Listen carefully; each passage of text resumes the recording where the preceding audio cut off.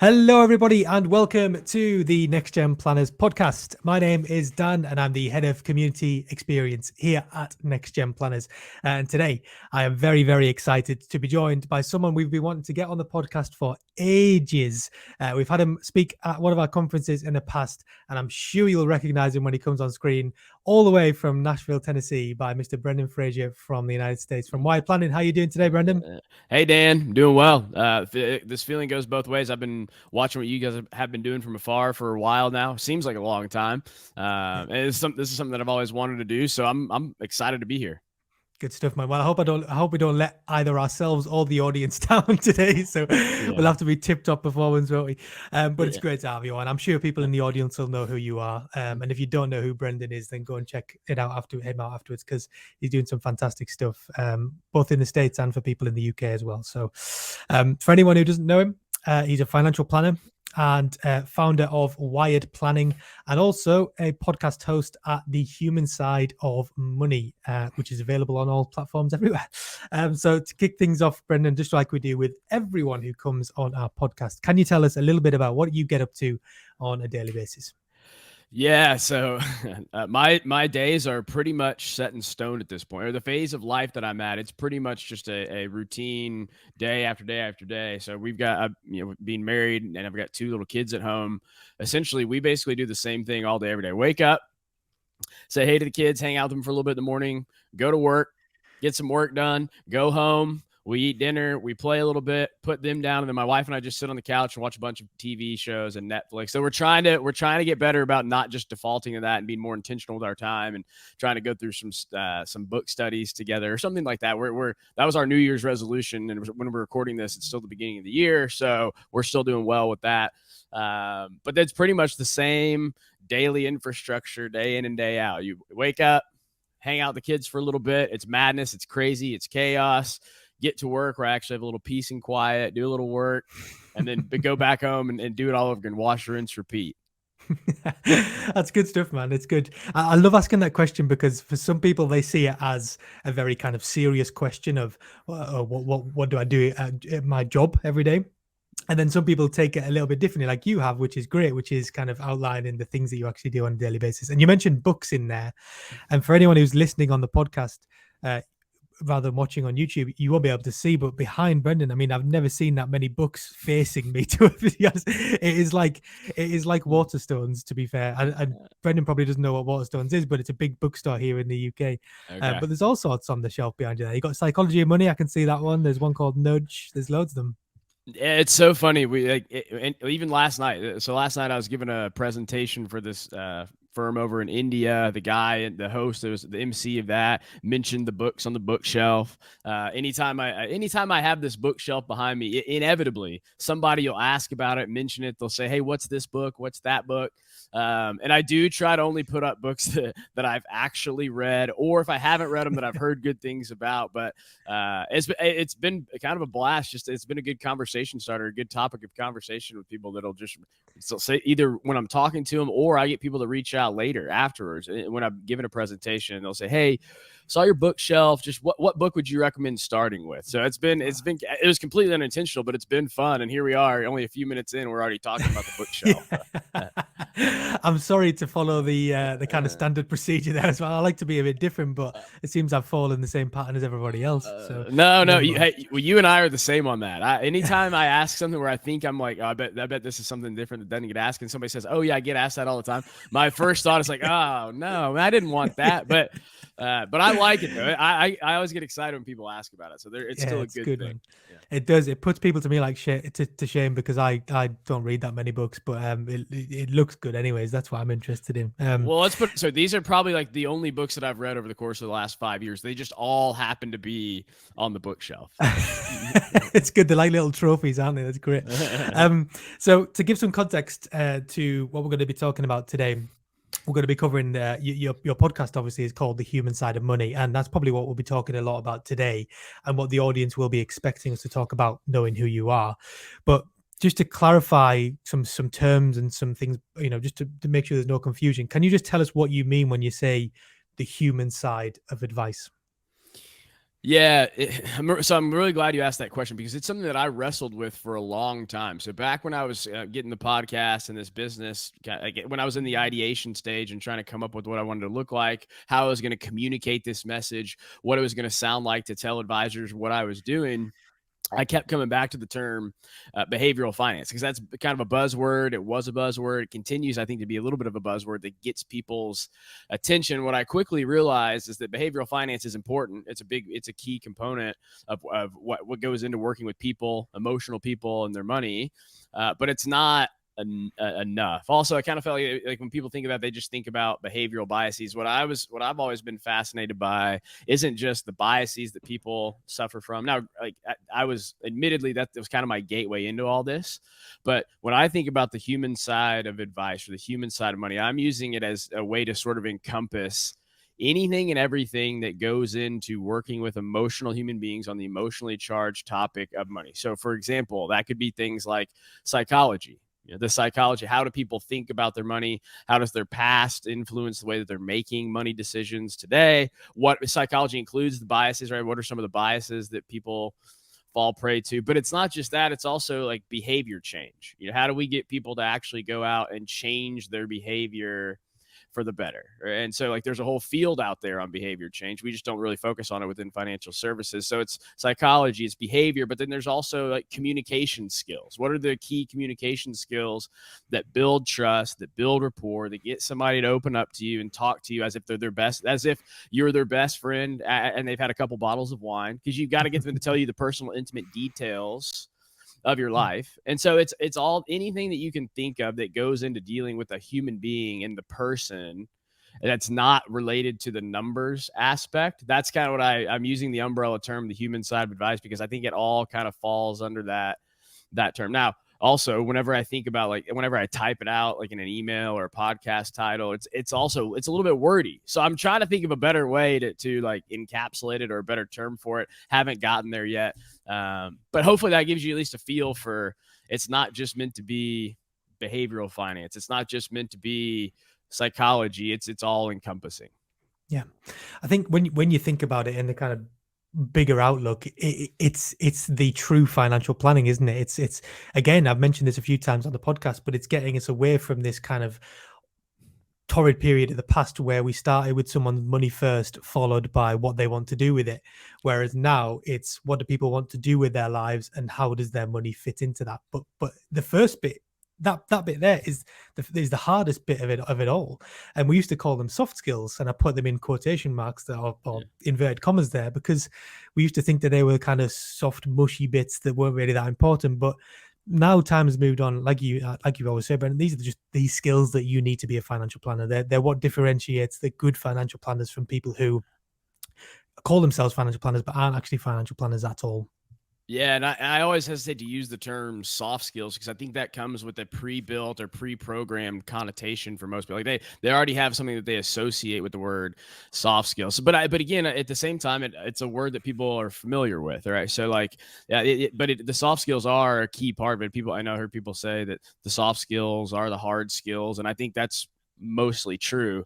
But what I think is fascinating about what you said is you're exactly right. These are the things that go into doing financial planning at the highest level and working with your clients. And what's really ironic, or maybe it's not ironic, but what's really eye-opening, what you realize pretty quickly, is that you have all the numbers knowledge, you have all your technical knowledge and your technical chops, and you sit there and you're like, wait, hang on, all that studying that I did, all these designations that I got, they didn't really prepare me to No. figure out what's most important in somebody's life, so that I can then use the numbers skills that I have and the knowledge that I have to help them align their money with their life. Nobody really taught me that. Nobody really taught me the quote unquote soft skills that I need. And you sit there and you look and whenever I used to work or consult with advisors in a different role, a different capacity, and I kept hearing them say all the time, I wish, or they'd say things like, Brendan, sometimes I wish I was more, or sometimes I feel like I'm more of a therapist than a financial advisor. Sometimes I'd be better off with a degree in psychology than even getting my CFP. And I just remember thinking, like,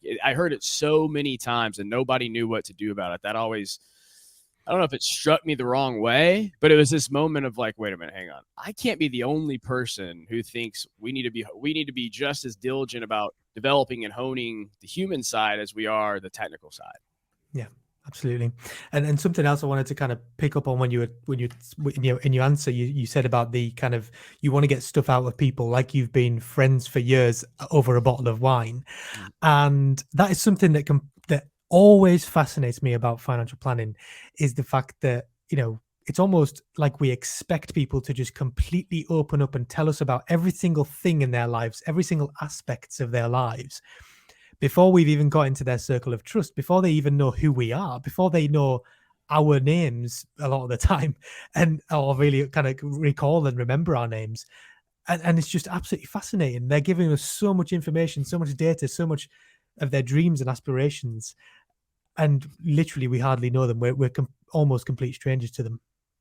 Yeah, no, it really. I mean, I don't think that that's something that we can't take for granted, is the fact No. that people will open up and talk to you about these things. Now, the thing that's kind of interesting about that is that the reason why people will open up to you, if you go about it right, you build an atmosphere of trust, you make them feel heard, you make them feel understood, people will open up to you and tell you things that they don't even tell most people in their lives, because they don't want to tell. They don't have anybody in their life that'll actually listen to them, that actually cares enough, right? So if you take that part seriously, if you recognize that, hey, this person that I'm meeting with today, I'm asking them to share with me personal intimate details about their life that they don't really share with anybody else. If you know that, you take that mindset and you think strategically about how important that is, and then how to build an atmosphere and a conversation of trust so that you get them to open up and tell you these things, then you're able to connect and meet with them on a level that very few other people in their life ever do, and very few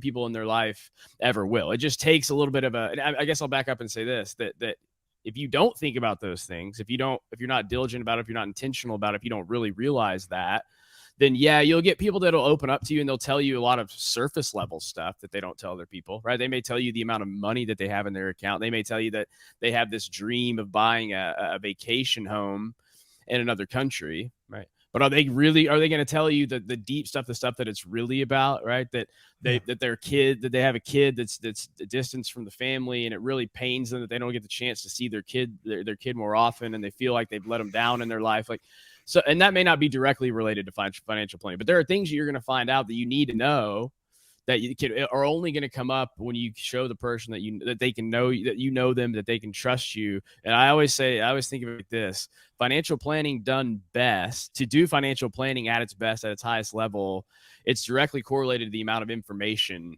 that you have. So if you give me all the information about the person, not only their money, but their life, that's going to be the best financial plan you could ever put together. If you don't have all the information about what's most important to them in their life, you can put together a good financial plan, but you may be missing some important things. And so it's our job to be focused and intentional and diligent about making sure we're doing the things that are required to get people to open up and tell us the things that they don't normally tell their people.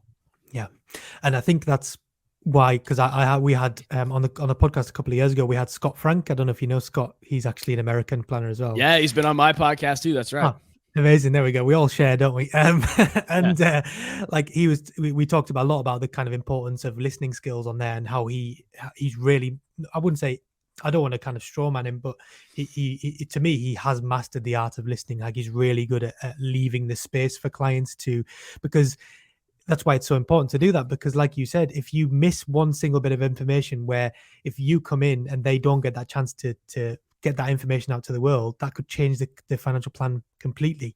Yeah. And all of these different kind of intricacies that we just don't, like you said, you just don't get taught this kind of stuff in exams. You don't get taught how to listen well. You don't get taught how to ask great questions.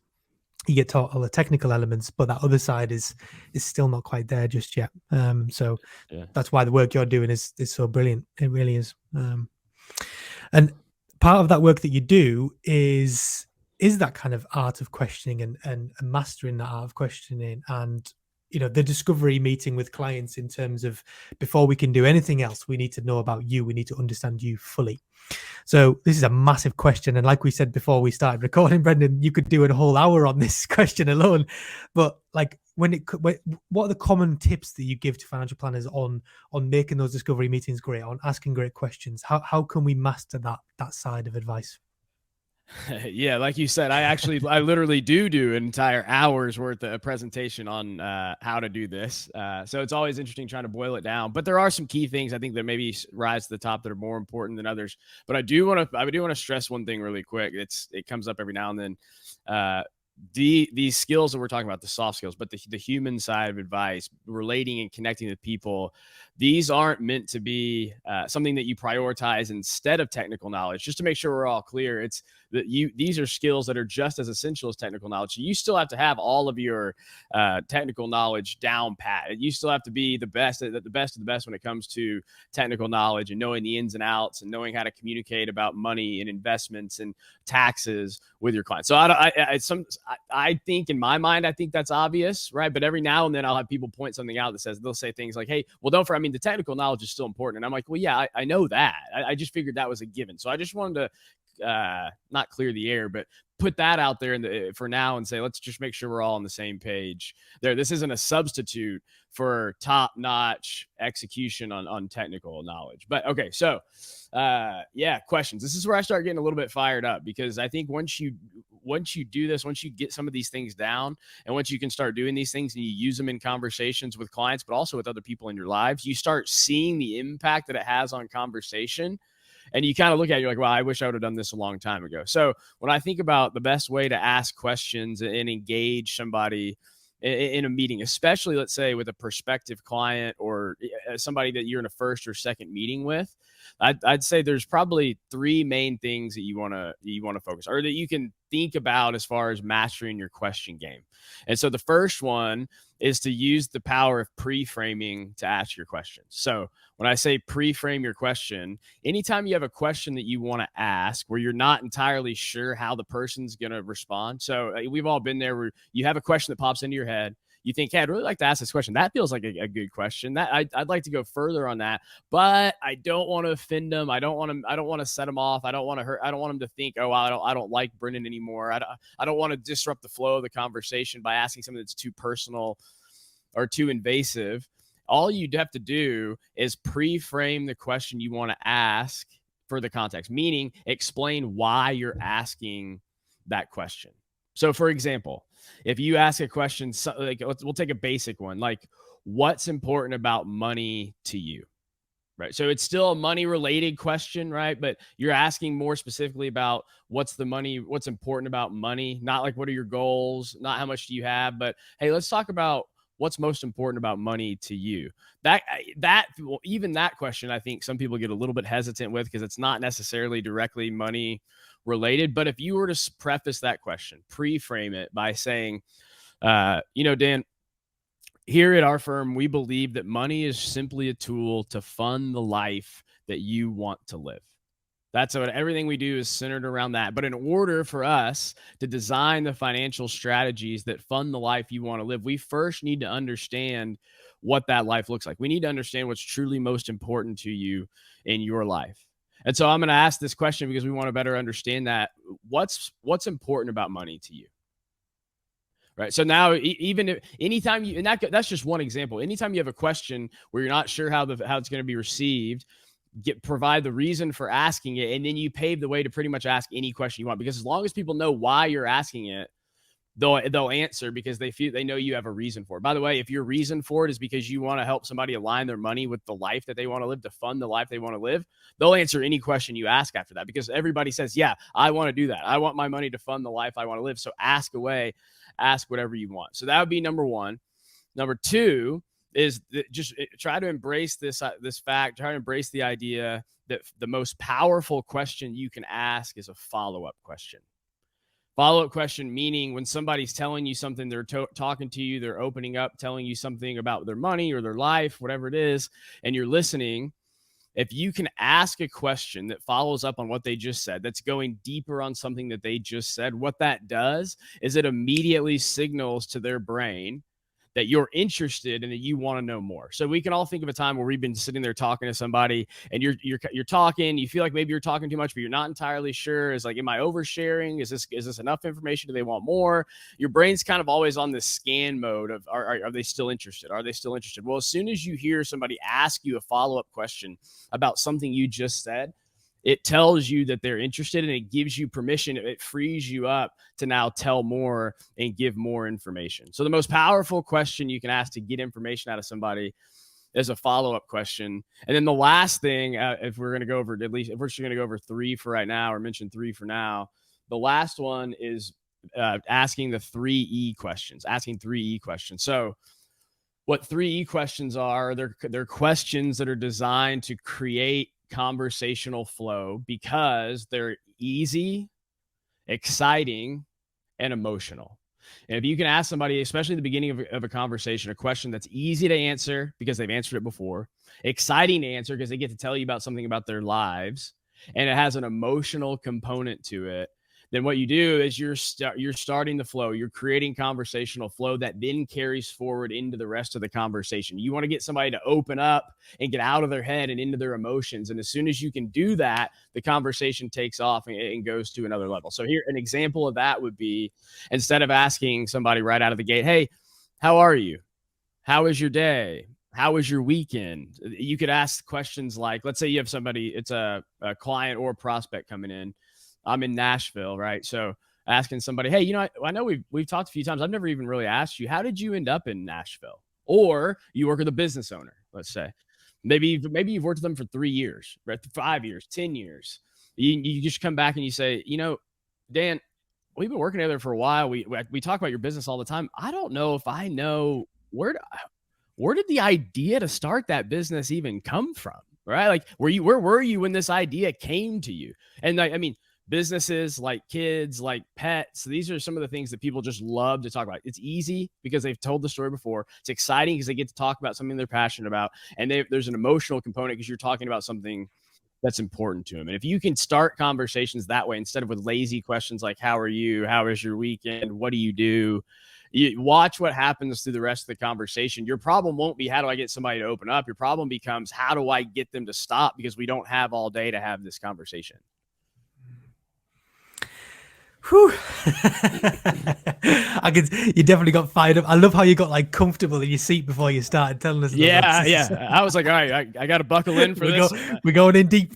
I can see why as well, because I mean we've just got pretty much like thousands of pounds worth of value from what you just said there, because people spend years trying to master this kind of stuff.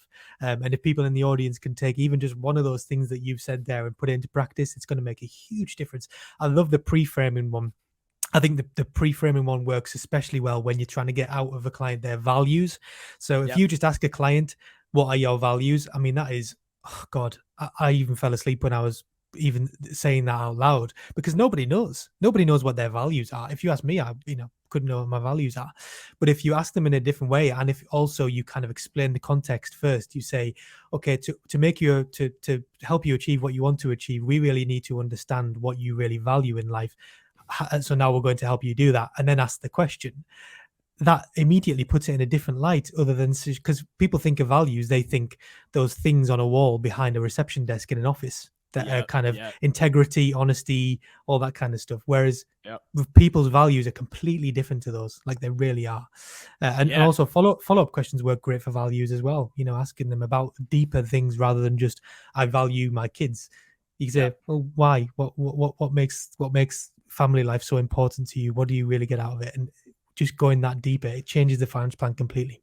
Yeah, no, you're exactly right. I mean, amen to both of those things. I don't even really know. I could like try to add to it, but I would basically just be saying the same thing that you just said. But I will stress that yes, if you the power of follow-up questions is also in getting to the real answer behind things, right? So what's important about money to you, or what are your values? Well, so what's important about money? Well, I want the ability to I want freedom. I want freedom in my life. Well, and that's good, right? You're getting somewhere, but like, there's still a lot to be unpacked behind that. Well, okay, what do you mean by freedom? Well, I can do what I want, when I want, with the people that I love the most. All right, that's even a little bit better, but that's still pretty vague. There's still a lot more behind that. So a follow-up question would be, okay, let's suppose you could do what you want, when you want, with whoever you want. What would you be doing if you could choose what to do? What would you be doing, and who would you be with? And now they're painting a picture for you of what they want their life to look like, what they want their money to fund in their life. So, but you start by getting the answer of freedom, and your follow-up questions guide you, or help guide them, to the answer that you're really looking for, where you create an emotional connection, not only with the person, but you help illuminate for them the things that are most important to them in their lives. I think the thing I like to say all the time is that maybe just to sum up the question topic or the question theme is ask better questions, get better answers. If you want better answers, if you want more information, ask better questions. And that's really the key. Now it sounds simple. The problem is it's not that easy, especially because we tend to fall back on what we know. We tend to be lazy with questions and just think, oh, if I ask any question, that's better. And I meant to say this about questions too. Like why do I stress this so much? Why do I think they're so powerful? Well, I'm not going to go into the details of it, but there's research done from the Harvard Business Review that shows that people that ask more questions, they get reported back with higher levels of likability, higher levels of trust, and the ability to yield or get more information from the person that they're talking to. Yeah, it's the kind of principles of that old book that everyone always talks about, How to Win Friends and Influence People, and pretty much one of the biggest things in there is to ask questions for people, like explore their lives. It's true. It really is. And it's when you're talking as well, I was thinking, I mean, again, we will close this topic off in a second, but when you were talking, I was thinking about the surprise that people get when they come to a true financial planner, because nobody wakes up really on a morning, or some people might, but the majority of people don't wake up in the morning and think, I'm going to go today and see a financial planner to talk about my life.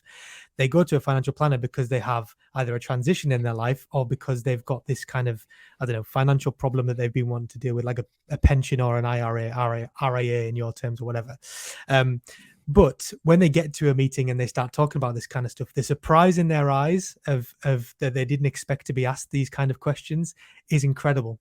And that makes them even more emotional, because then they think, wow, I just did not expect to be talking about this today. I thought it was just going to be all about numbers and money and boring technical elements, but you're asking me questions about things that I've never even thought about in my head, or never even talked about out loud before. And it's completely different to what they expect.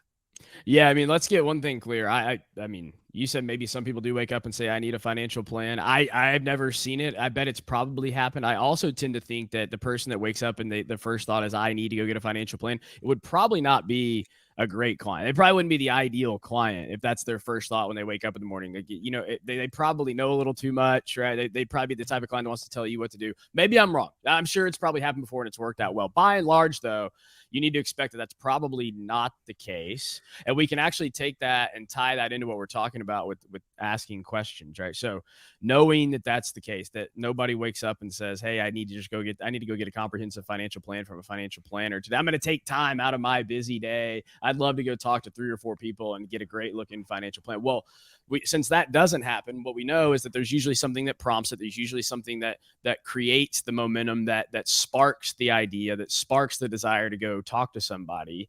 And so imagine you have somebody that's sitting there. They had something that sparked them coming in to talk to you. And then imagine not asking them what that is. They have something they want to talk about, and it's your job to find out what that is. I think about it like when I go to the doctor, right? So I went to the doctor a couple months ago. I had this one question that I really wanted to ask him. Now I was there for a general checkup, but I really wanted to ask him this one question because I had this health deal that had kind of been on my mind and bothering me a little bit, at least enough that I wanted to make sure I asked him about it. Well, he went with his own agenda and his own process, his own procedures, his own conversation for the first 30 minutes. And all I could think about the whole time was, I need to ask this question because this has been bothering me. I've been a little bit worried about what this means for my long-term health. And I'm sitting there thinking to myself, I'm here to ask this question, but he hasn't even asked us or anything on my mind. What prompted me coming in, right? So when you have somebody that you're with, you've never met before, they're there for a reason. The thing I call it the staple question, right? The staple question is the question you can ask at the beginning of any meeting, especially a prospective client meeting, where you just give them the chance to tell you what's on their mind, what they want to talk about, or what prompted the meeting. Because what that does is it immediately signals to them that this is their meeting. It's not yours. It's about them. But more importantly, it frees them up mentally so that they've released that. They know you're going to talk about it. And now they can actually engage and be present in the conversation because they're not sitting there wondering, hey, when can I get this question answered? Yeah, that's so true. We had George Kinder on the podcast last year, and that was kind of and on a workshop with us as well. And his kind of ideal opening question that he was telling us to use with clients was just, what brought you here today?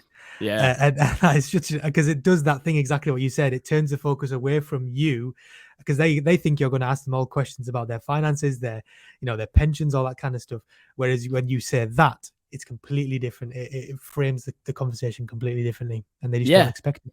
Yeah, and you still can. You still may probably need to ask questions about their finances and their Yeah. financial situation. But guess what? When that comes later, but you're not making it about money and finances right out of the gate. You're making it about the relationship and the connection. But you're also going to get better answers to that question if you ask it later. You're going to get more detailed information if you ask it later when you've earned the right to ask some of those more personal, intimate, detailed questions. Yeah, absolutely.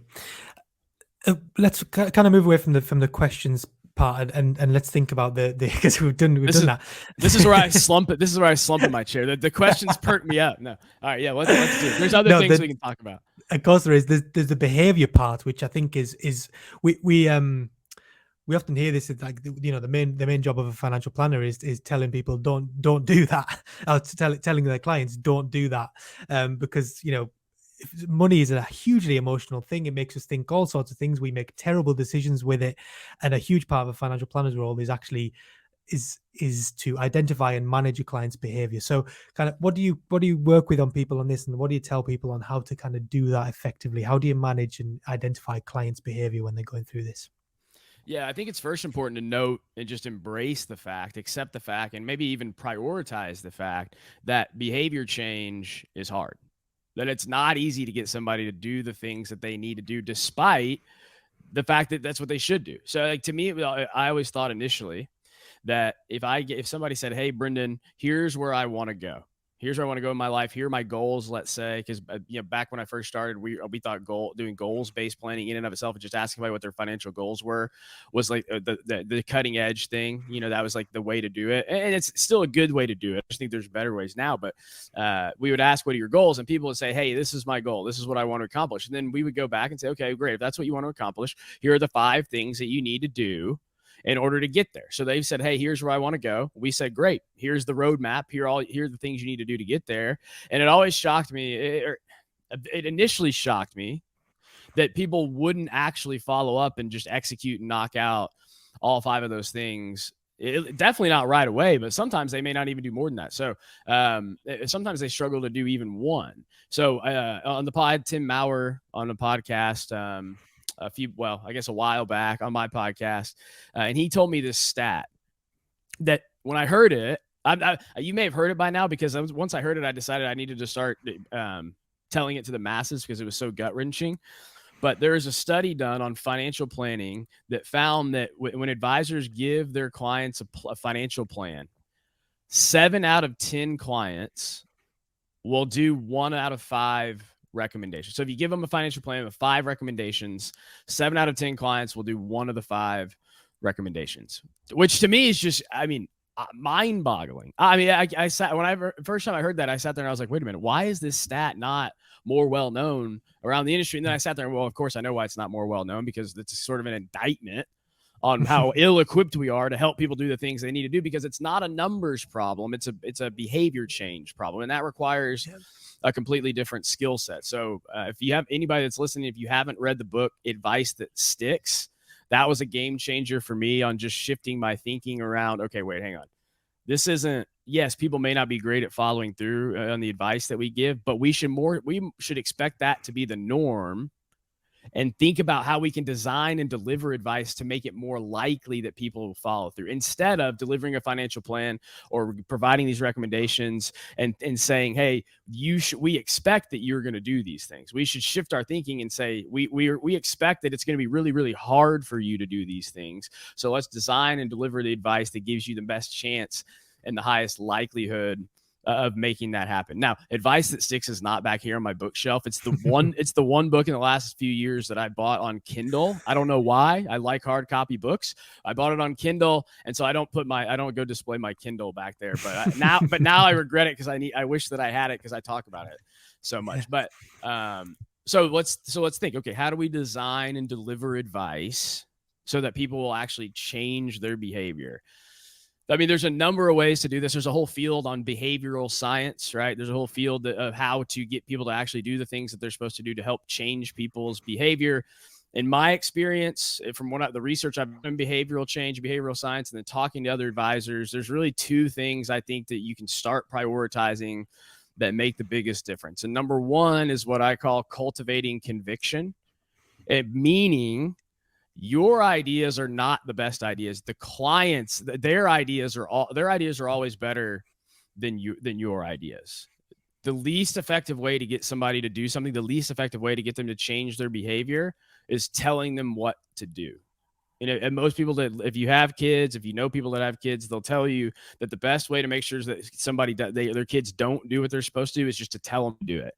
And I know our clients are a little bit more mature most of the time than kids, right? So it's not a direct comparison, but it's a similar concept, right? Where if you tell somebody what to do, we have it built into our brain, built into our wiring. We have this natural reactance to when somebody gives us advice that we tend to either do something different or we tend to not do it or do the opposite. So if you're sitting there telling somebody what to do, right? You're saying, hey, these are the things that you need to do. Here's what we say you should do. It's not their idea. It's your idea. And what it tells that person, not only are they more likely to not do it because it's not their idea, but what it also tells them is that they need you, that they can't do it on their own, that they don't have the autonomy to do it on their own. And those are key components to actually changing your behavior, is believing that you can do it. So you cultivate conviction by getting people to think that it's their idea to do what they need to do, by asking questions like, so we've talked about a lot of things today. We've gone over a number of things we think we would recommend that you do to improve your financial situation, to get you on the path to where you want to go.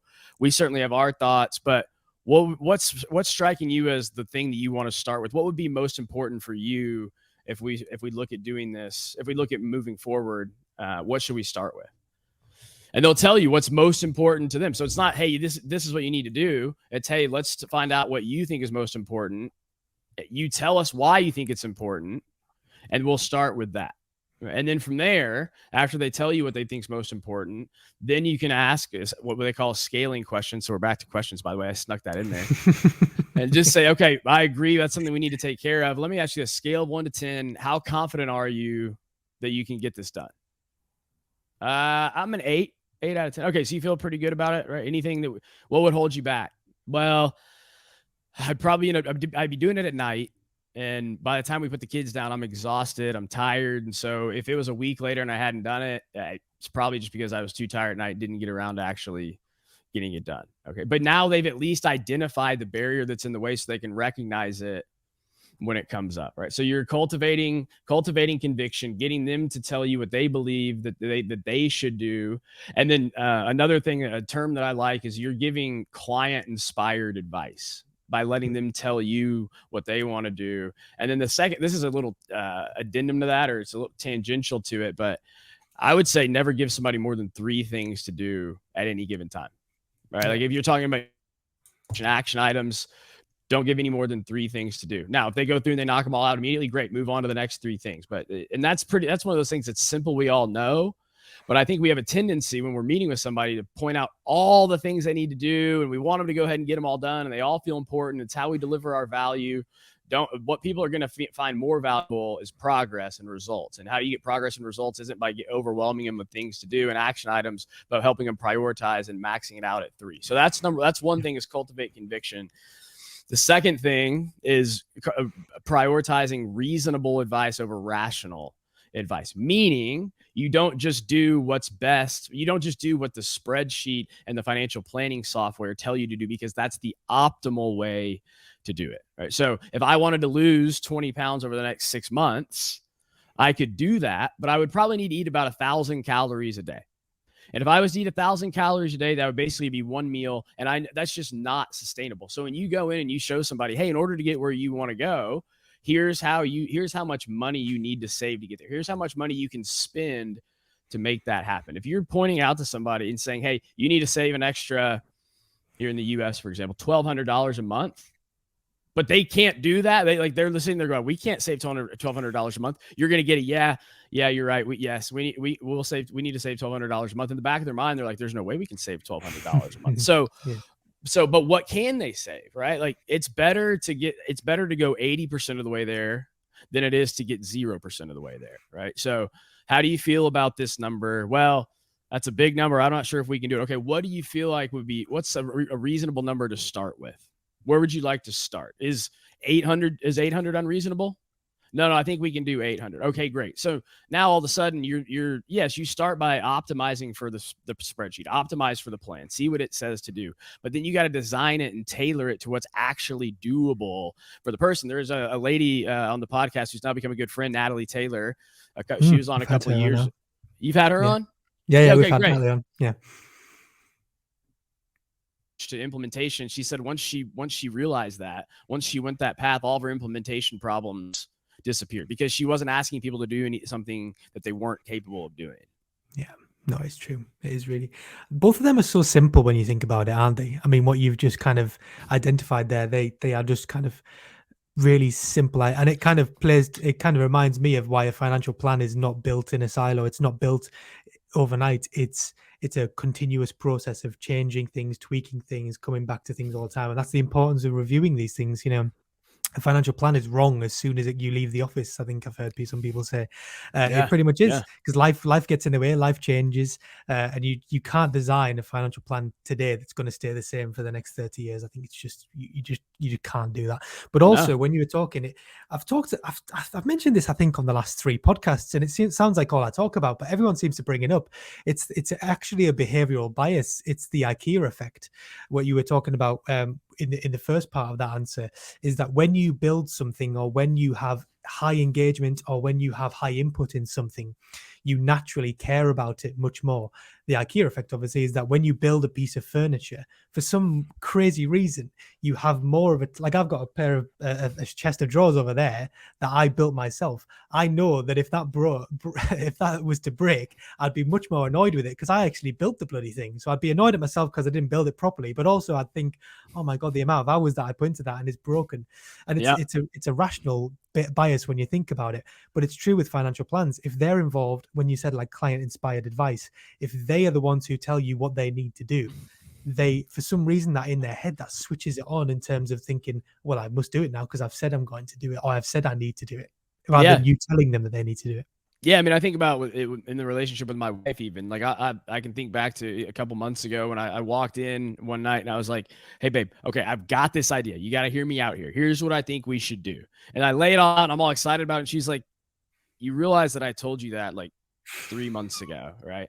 And I went back and I was like, "Oh, yeah, you did." But at that point, it wasn't my idea; it was your idea. So I didn't believe in it. But now I'm on board because I believe in it because it's my idea. And I think we all can relate to that in some way, shape, or form, where you realize that when it comes from you, when it's your idea, you have more belief, you have more motivation to do things, you have more desire. And actually, when it's your idea, when it's the client's idea, it actually inspires them to go out and change their behavior. Now, what's also powerful is we'll tie this together here, but you mentioned earlier, if you can uncover what's truly most important in somebody's lives and not just talk about a goal of retiring at 65, but if you can dive in and talk about their values and how it's not about retiring at 65, what it's really about is the ability to maximize the time that you get to spend with your family, because your dad passed away when he was 68. You're already 56. And so you may not have a whole lot of time left, and you want to maximize the time that you have and create experiences with your family. Well, on the surface, it's called retiring at 65. There's not a whole lot of motivation to retire at 65. But if you tell me that if you do these things, it's going to allow me to maximize the time that I have with my family because it may be precious, it may be limited, that's something that I can get excited about and actually change my behavior to do the things that may be hard to do. Yeah, that's so powerful. It really is. Like, rather than just an arbitrary number, it actually means something, which is massively powerful. And guess how you find that out? Yeah, great questions. And listening.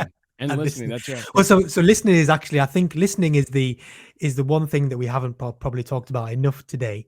But I think that's kind of in the triumvirate of things that we talk about. So great questions,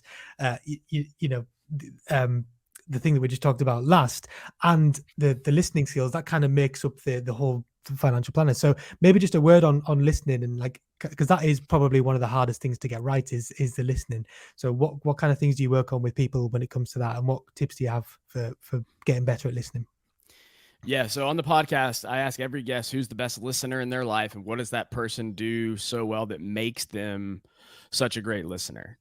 Because I do think that the people that, when you do actually listen, it's one of those things, again, where you see the power that it has in the relationship and the connection and the communication that you have with the prospect, client, or an important person in your life. So I'm always trying to pound the table about the importance and the power of listening. So one thing I would encourage everybody to do is take out your phone wherever you're at.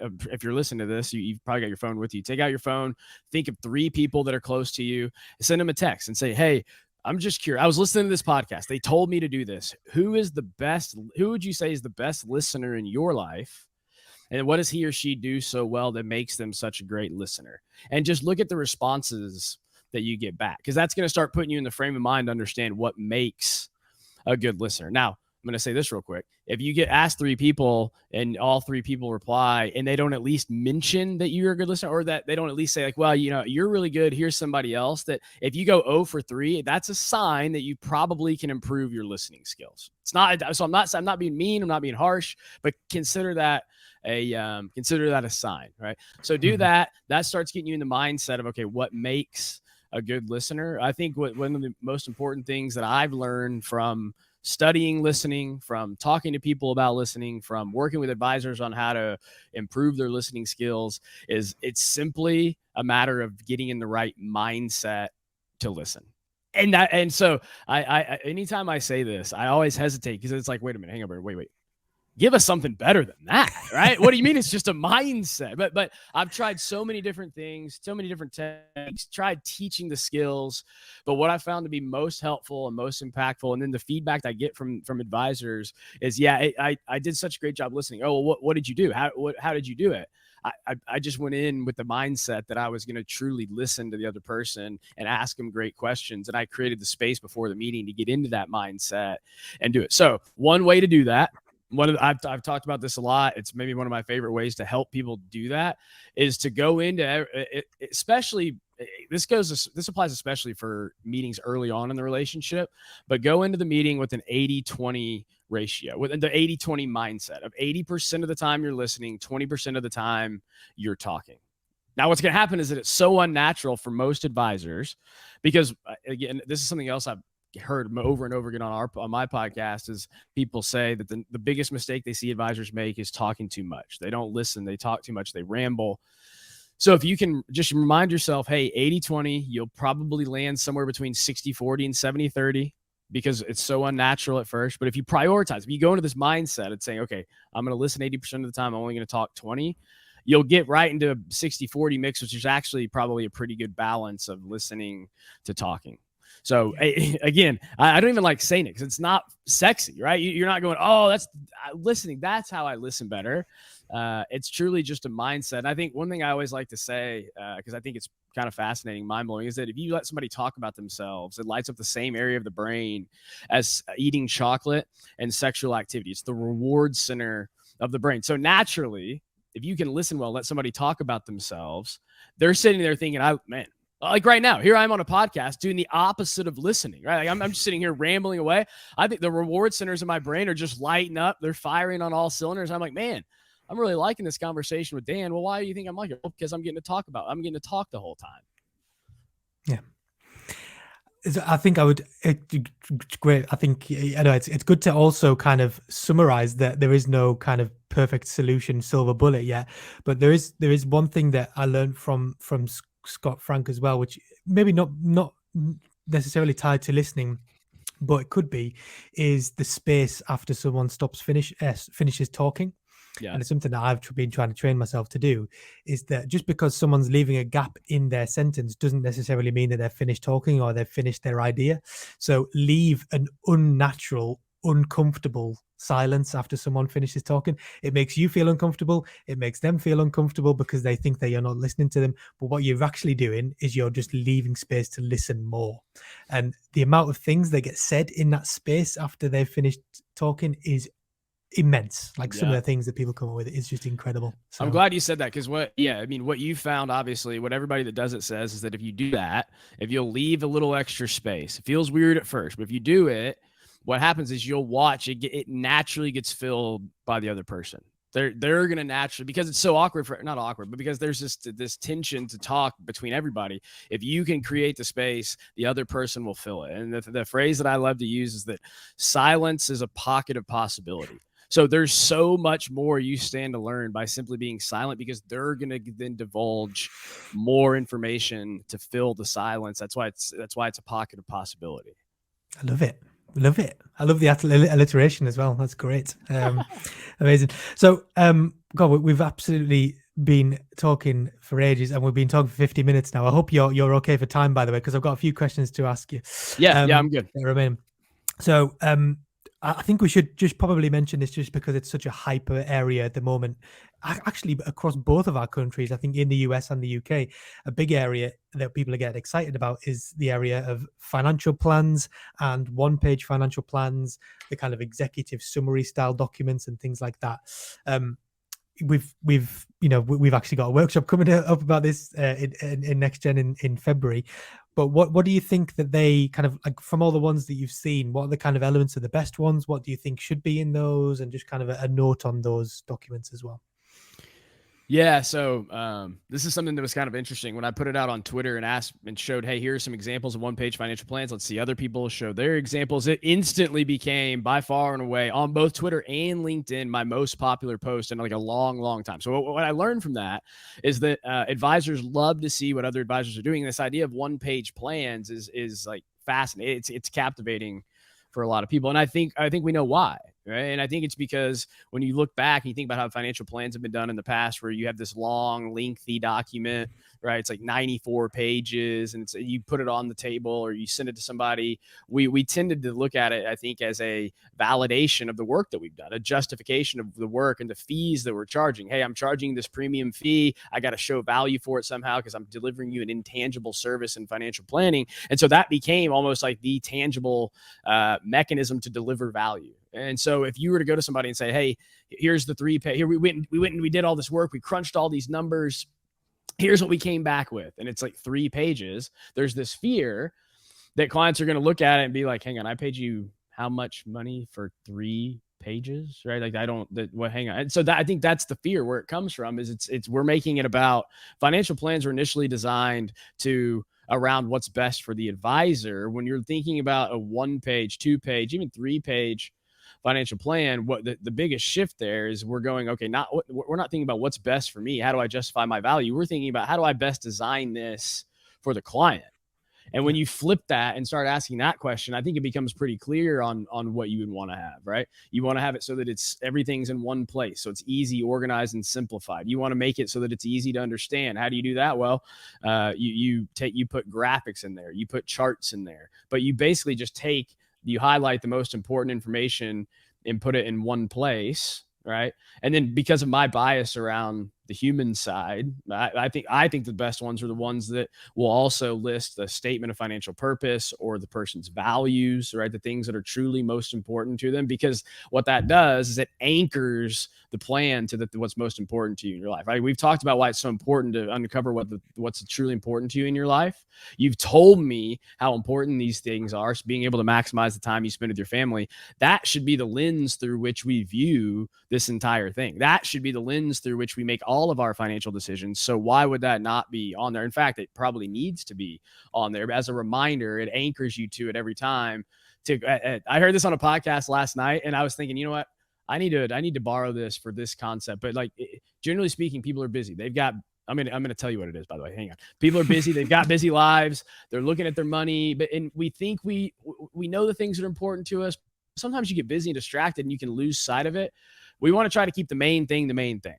And how do you keep the main thing the main thing? Well, you help anchor people to what's important to you by putting it on this plan, this 1-page, 2-page plan that you're looking at, and reinforcing, reminding them that this is what we're doing this for. This is what's guiding our decisions. This is the lens through which we're making all of these decisions. This is why these numbers matter. Yeah, absolutely. Great stuff, man. When you said about the kind of the 3-page thing, that it's going to kind of not show the value of a financial planner, I like you, I get where that comes from, but actually the argument is that you're showing more value because you've condensed it so well into a document that they actually understand. And if personally speaking, if I got a 50-page document from my financial planner, I'd never read it anyways. So I wouldn't Yeah. even know what the value is to begin with. Whereas if Yeah. you give me 3 pages, I understand. And I must just, before we move on to the final questions, because we've been talking for too long. You've had to put up with too much of me this afternoon. Let's just say that. No. I warned you. I warned you beforehand. I get passionate. I get excited. Good, now. man. I love it. We could have done this for 3 hours. We could have done a Joe Rogan podcast. Yeah. But like, I must give a shout out to a few people who are doing really great things. So the first is actually in the UK. There's a firm in Yorkshire called Claritas Wealth Management. They're building some amazing documents. Tim Walsham, some absolutely fantastic stuff. And they start with the values and the purpose and why are they here. And it looks amazing. And they build things like dashboards and all sorts of stuff. So they're doing great work. Cool. There's a guy called Thomas Koppelman who's I think he's from Indianapolis. You might know Thomas. He's doing some amazing. He actually builds them for people as well. And also there's a guy from Canada that I've actually never met, but he's coming on our workshop that we're doing in the next month. Is it Mark McGrath? Mark McGrath. So he's actually probably one of the best ones I've seen. That is immense, next level stuff. I think his is maybe a bit longer than maybe 1 page, but it's like really, really impactful and powerful for people. So if anyone's listening in the audience, go and connect with those people because you want to see what they're doing, because it is absolutely amazing stuff. It really, really is. Yeah, which by the way, Mark's a good example. It doesn't have to just be 1 page. It's not about the number of pages. It's about how do you best convey the information that clients want to know. The other one that I know, I hear a lot of good things about is Jeremy Walter and Carl Richards. They worked. I think the website's youronepagefinancialplan.com. So there's like a template you can use. There's also some videos that show you how to do it, how to build it. So for anybody that wants to kind of see what all is out there, that's another one that I know I've heard really good things on. Yeah, definitely. Absolutely. I can't believe I missed that one, actually. Yeah, absolutely. I think people in the audience will probably know about that one already, to be fair. Yeah. Cool. Let's finish off with some final questions that we ask everyone. I've missed out so many questions that I wanted to ask you. We could do another podcast in the future because I've just got so much that we want to talk about. But the one that we ask everyone is, if we think back over the last 10 years of what financial planning looks like, it does look different to how it looks today. And not just in terms of the kind of makeup of financial planners, in terms of diversity, but also just the ideas, the kind of way it works and all that kind of stuff. But I'm interested in the next 10 years. So what are you most excited to see in the next 10 years in our profession? Yeah, I love this question. At the same time, I tend to think that we know from research too, that generally speaking, we tend to underestimate how much things change in the future. But given my focus, the things that I think about all day, every day around the human side of advice, I think what I'm most excited for is to see exactly what this evolution looks like in 10 years, right? Because sometimes I'll have people on the podcast that they were pioneering this human side of money, human side of advice, whatever dimension of it we're talking about. They were pioneering and championing some of these things 10 years ago. And here they are 10 years later, and it still feels like we still have a long ways to go. So what I'm really interested in is how, are we, and I live in a bubble, but is this growing? Is it picking up steam the way that I think it is? Or am I just like they were 10 years ago thinking like, hey, this is the next frontier, right? But we're still not necessarily breaking through to the way that we need to 10 years later. Now, I tend to think, maybe because I'm biased, but speaking of biases, I tend to think that, we're going to see a big adoption and a further movement, a further adoption towards the focus on the human side and blending that with technical knowledge in the next 10 years, if nothing else, because of the rate at which technology is catching up from a financial planning standpoint. And as some of those things continue to become commoditized, I think it's going to force an emphasis on the human side. Great stuff. Didn't expect anything other than that, to be honest. Yeah, right. I mean, I figured that's probably where you thought I'd go with it, but yeah. And to get people to ask more great questions, that would be another one as well, wouldn't it? That's right. Good. That's right. And another one that we ask everyone, which is going to be difficult for you because you've got them all watching behind you, so you don't want to offend any of them. But we do always like to ask our guests for a book that has helped them in their career so far. I've actually extended this out recently because reading is actually going down. So now it's, podcasts, films, albums, anything that has left a major impact on you that has really kind of changed the way you look at life. What would you recommend our audience consume? Yeah, so I think if I went with anything other than books at the moment, with all these behind me, I'd be going off brand. So I'm gonna try to stay on brand here. And then are they all back there? Let's see.